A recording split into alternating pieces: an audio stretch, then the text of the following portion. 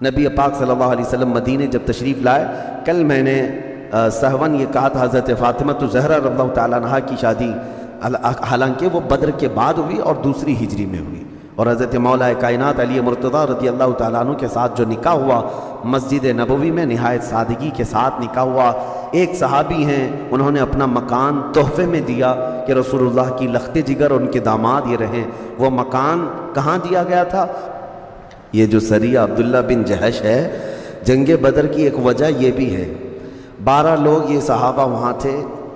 اب اس میں ایک دن ایسا ہوا کہ مکہ کے 2 نامی گرامی لوگ، جس میں عبداللہ حضرمی کا بیٹا عمر اور ایک دوسرا پہلوان کا بیٹا اور ایک مغیرہ کا پوتا، یہ لوگ وہاں سے گزر رہے تھے۔ انہوں نے دیکھ کر کے پہچان لیا کہ یہ مدینے سے آئے ہیں، اور آپس میں انہوں نے کہا کہ یہ ہماری جاسوسی پر ہیں، اگر ان کو ہم نے نہیں مارا تو یہ ہماری خبریں مدینے پہنچائیں گے۔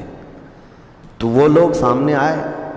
اب مسئلہ ان کے ساتھ حضرت عبداللہ بن جہش کے ساتھ یہ تھا کہ وہ ایک پورا قافلہ تھا، عمر الحضرمی کا جو ہے قافلہ تھا پورا، وہ تجارت کا قافلہ لے کر مکہ جا رہا تھا، لیکن اس نے بیچ راستے میں ہی اپنے ساتھیوں سے کہا یہ جو 12 لوگ یہاں بیٹھے ہیں یہ جاسوسی کر رہے ہیں ہمارے، اگر ان کو چھوڑ دیا جائے تو یہ مدینے ہماری خبریں پہنچائیں گے، لہٰذا ان کے ساتھ کچھ کرنا چاہیے۔ حضرت عبداللہ بن جہش کو یہ خبر مل گئی کہ یہ قافلے والوں نے ہم پر نظر ڈال لی، اب کیا کریں؟ مسئلہ یہ تھا کہ رجب کی آخری تاریخ تھی، جنگ حرام ہے، جنگ کرنا اس میں حرام ہے، حرمت والا مہینہ چل رہا ہے۔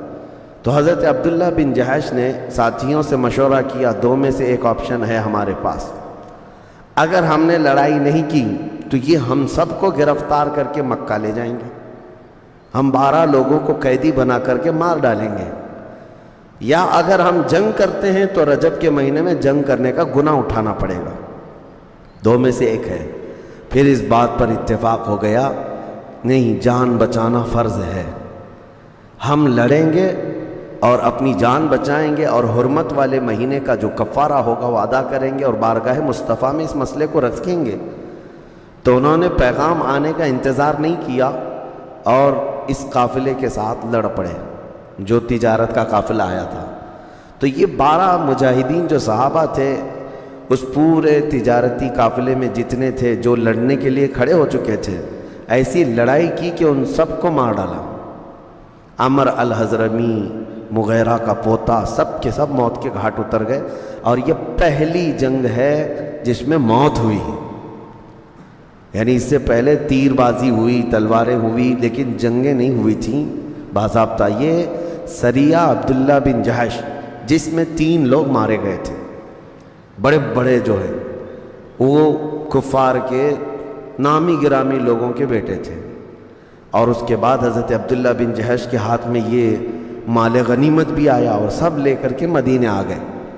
حضور صلی اللہ علیہ وسلم سے معاملہ عرض کیا کہ ایسا ایسا معاملہ ہوا ہے، رجب کی آخری تاریخ تھی، تو اب حضور پاک صلی اللہ تعالیٰ علیہ وسلم نے فرمایا تم نے جو کیا وہ بالکل ٹھیک ہے، اس لیے کہ تمہاری جان کی حفاظت یہاں بہت ضروری تھی، تم رسول اللہ کی اطاعت میں تھے۔ اب یہ رجب کی تاریخ ختم ہو گئی، شعبان آیا، مکہ میں یہ خبر پھیل گئی عمر حضرمی مارا گیا ہے، مغیرہ کا پوتا مارا گیا ہے، فلاں بن فلاں مارا گیا ہے۔ مکہ میں کھلبلی مچ گئی کہ اتنے بڑے بڑے گھر والوں کو مدینے سے چند لوگ آ کر مار گئے، حالانکہ وہ مارنے کے لیے نہیں آئے تھے لیکن وہ اپنی جان بچانا چاہ رہے تھے۔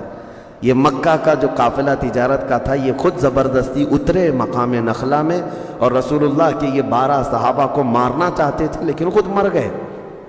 بات یہی تھی۔ اب مکہ والوں میں انتقام کی آگ بھڑک گئی، کہا کہ انہوں نے ہمارے بیٹوں کو مارا ہے، اب ہم بدلہ لیں گے۔ اسی بدلے کی آگ میں وہ 1000 لوگوں کو لے کر کے رمضان میں بدر تک آئے۔ تو سریہ عبداللہ بن جہش جو ہے وہ بھی ایک سبب تھا جنگ بدر کا۔ جنگ بدر میں وہ اپنے بدلہ لینے کے لیے آئے تھے۔ اب جو جنگ بدر ہوئی اس کی تفصیلات میں نے آپ کو بتا دیا ہے، کیسے کیسے ہوئی، اس جنگ میں کیا کیا معاملات ہوئے۔ بہرحال 17 رمضان المبارک 2 ہجری کو جنگ بدر واقع ہوئی۔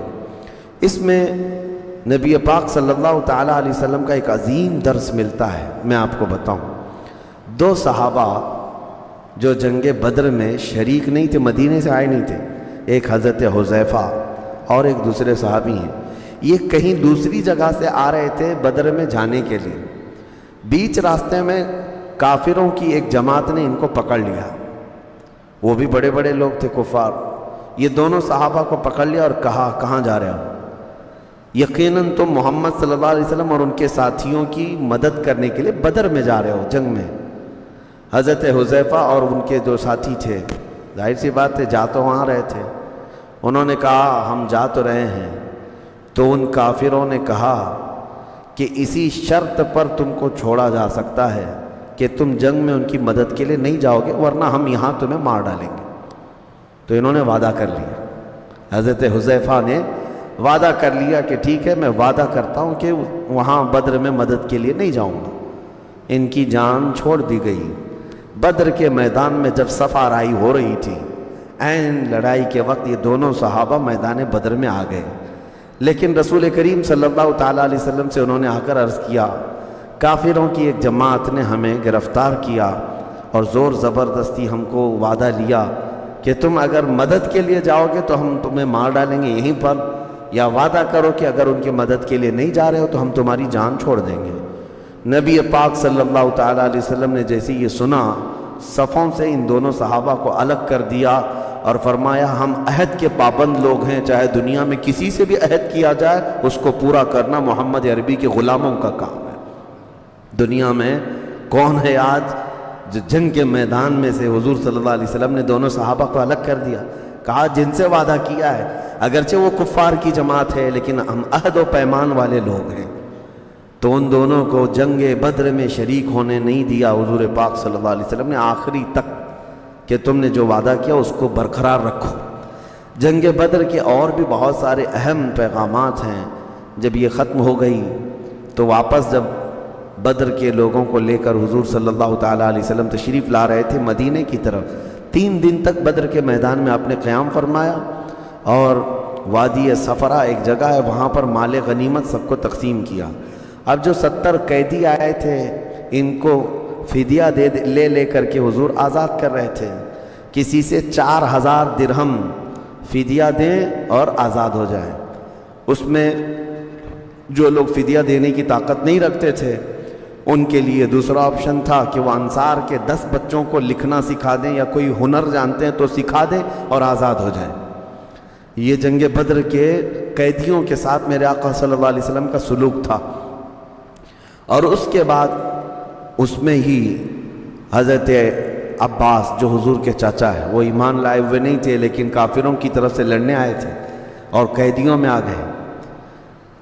اب جب وہ آئے تو ان کے اوپر بوجھ تھا وہ خود کا بھی فدیہ دیں اور اپنے بھتیجے عقیل بن ابی طالب یعنی حضرت علی کے سگے بھائی، وہ بھی بدر میں سامنے تھے، عقیل بن ابی طالب اور حارث، عمر بن حارث غالباً یہ بھی حضور صلی اللہ علیہ وسلم کے چچا کے بیٹے ہیں، وہ بھی کافروں کی طرف سے تھے. تو حضرت عباس اور ان کے 2 بھتیجے دونوں قیدیوں میں ہیں. ان سے کہا گیا اب ان تینوں کا فدیہ آپ کے اوپر ہے، آپ دے دیجئے اور آزاد ہو جائیں. انہوں نے کہا میرے پاس اتنا مال نہیں ہے، نہ ہی میرے پاس کوئی چیز رہ گئی ہے. حضور صلی اللہ علیہ وسلم نے فرمایا مکہ سے منگوا لیجئے. تو انہوں نے کہا وہاں پر بھی میرے پاس اتنا مال نہیں ہے.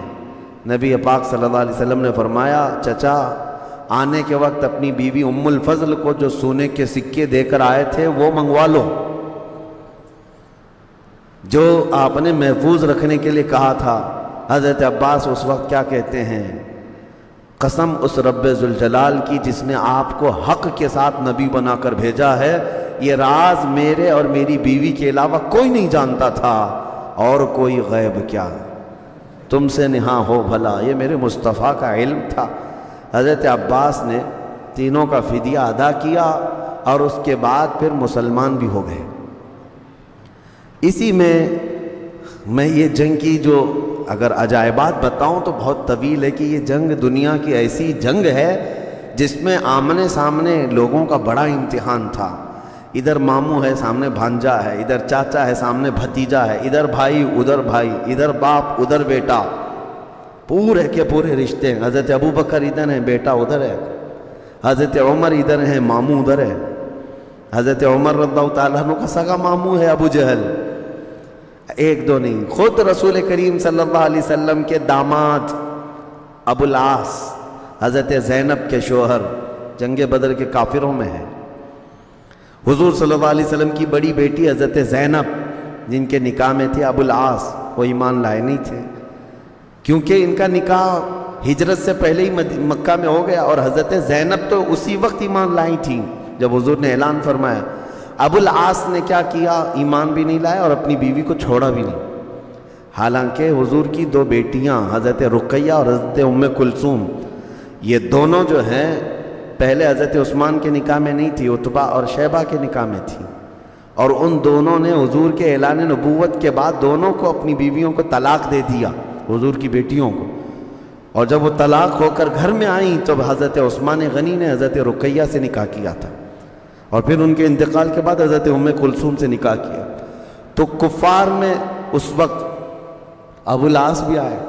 اب ہوا یہ کہ قیدیوں میں گرفتار ہو کر کیا ہے، داماد ہے نبی پاک صلی اللہ علیہ وسلم کا، لیکن انصاف سب کے ساتھ برابر کا ہے۔ اب ان کے فدیہ دینے کا وقت آیا تو ان کے پاس کوئی چیز نہیں تھی، انہوں نے پیغام بھیجا حضرت زینب کو کہ کچھ مال دے کر کے بھیجے، میں پکڑا گیا ہوں۔ تو حضرت زینب کے پاس ان کی ماں کا دیا ہوا ایک قیمتی ہار تھا، حضرت خدیجہ کا شادی میں دیا ہوا ہار تھا، اور وہ بڑا قیمتی ہار تھا۔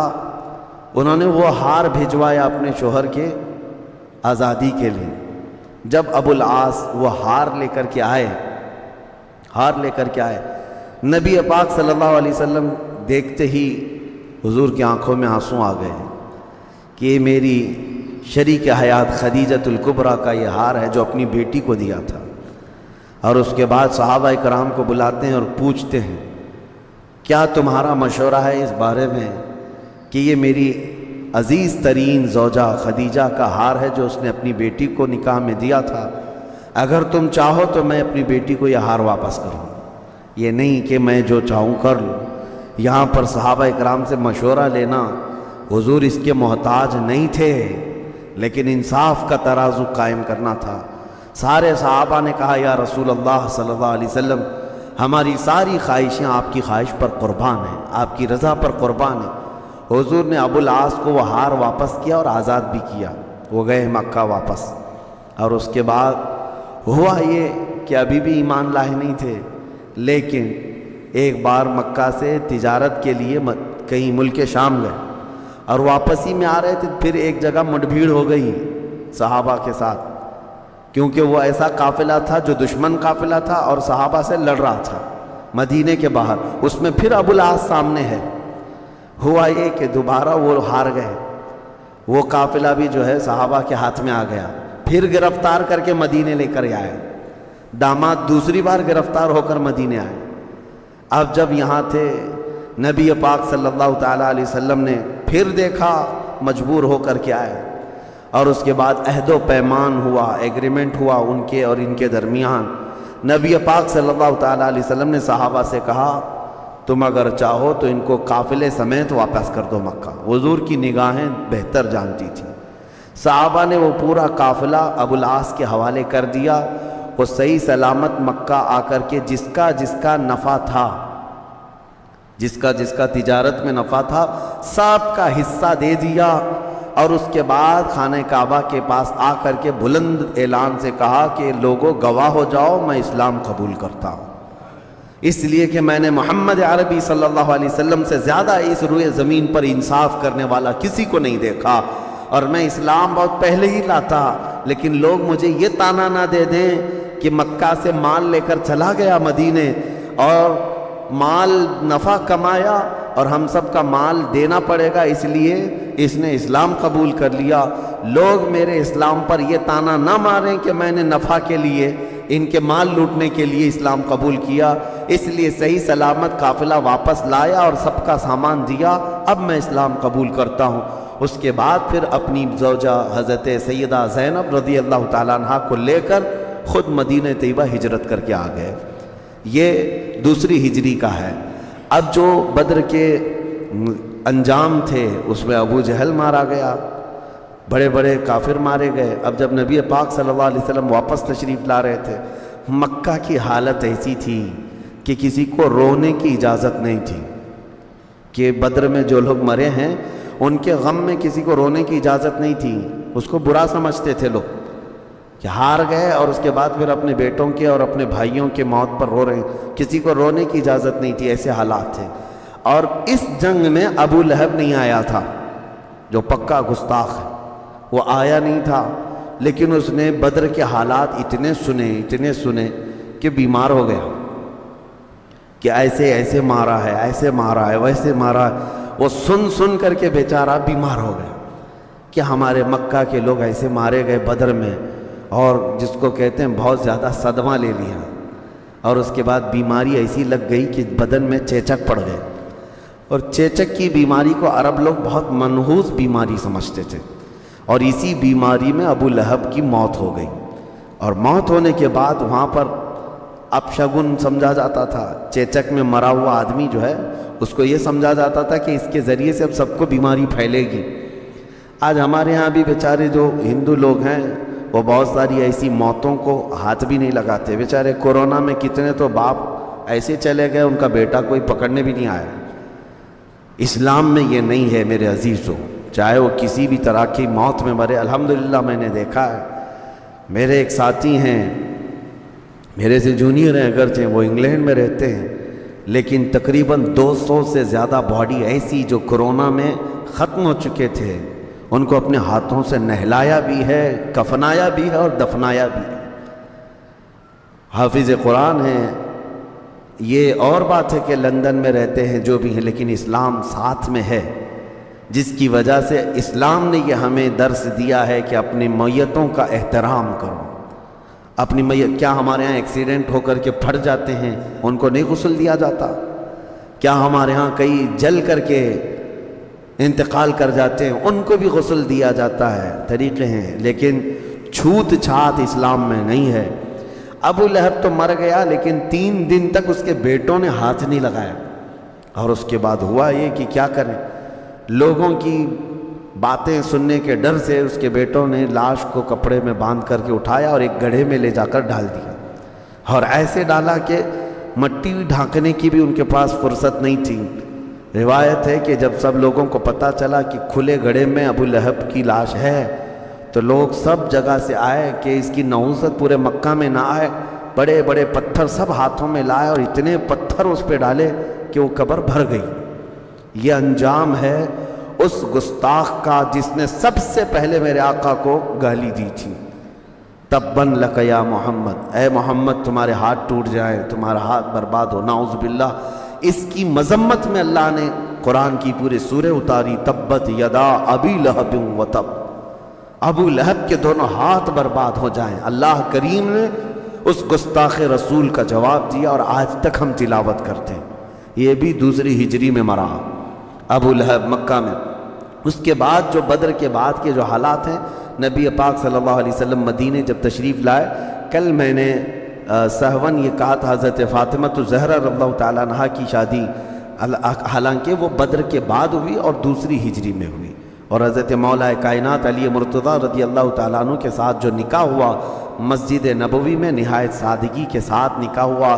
ایک صحابی ہیں، انہوں نے اپنا مکان تحفے میں دیا کہ رسول اللہ کی لخت جگر اور ان کے داماد یہ رہیں۔ وہ مکان کہاں دیا گیا تھا؟ حضور صلی اللہ علیہ وسلم کا جو حجرہ حضرت عائشہ کا تھا، اس حجرے سے بالکل متصل لگا ہوا حضرت فاطمہ اور حضرت علی کا حجرہ تھا۔ یہ